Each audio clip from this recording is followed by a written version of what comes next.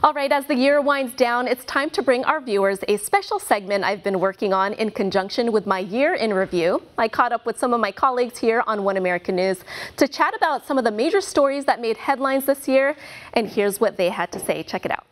Hi everyone. Well, you know, every week here on One American News, I bring you my week in review, and I'm really excited to work on my favorite project of the year, my year in review, but I wanted to get some input from my fellow anchors here at One American News, so let's go. Come with me.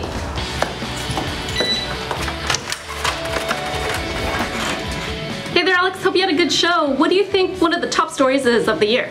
I'd say from this past year, it's the Kavanaugh confirmation hearings. Not only did it show the partisan divide that's already in our country right now, but it's going to have effects for generations to come with Brett Kavanaugh now in the Supreme Court. It's a tough choice, Rachel. A lot of big stories, as you said, but to me it does not get bigger than the 2018 midterm elections.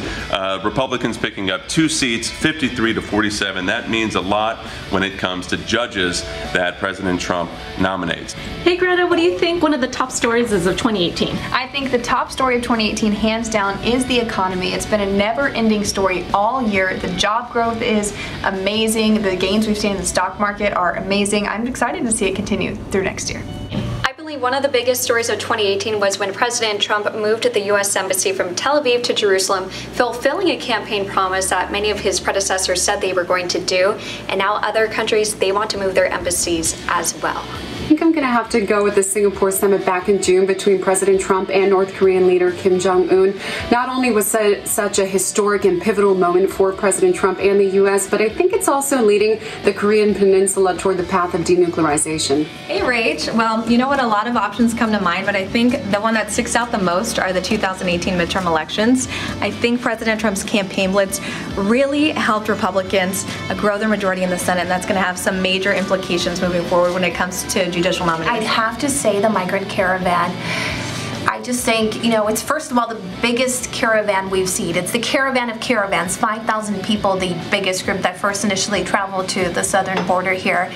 And I think it's really just bringing awareness to all the issues, human rights issues in Central America, so I'd have to pick that one. My 2 top stories of the year. First one was the confirmation of Brett Kavanaugh. I despise the way people thought he was guilty before having any evidence of proof whatsoever, eventually getting confirmed.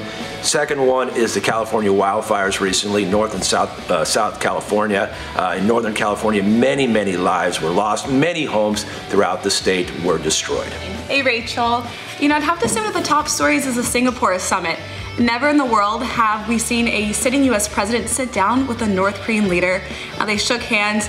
The events leading up to that were huge, and the events to follow were huge. Right, well, there you have it. You heard it from all of our wonderful anchors. Stay tuned for my year in review on One American News. Thanks so much for watching. Bye.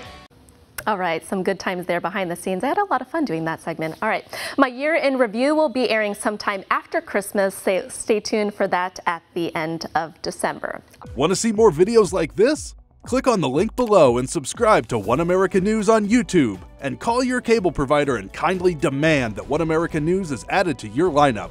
Call and subscribe today.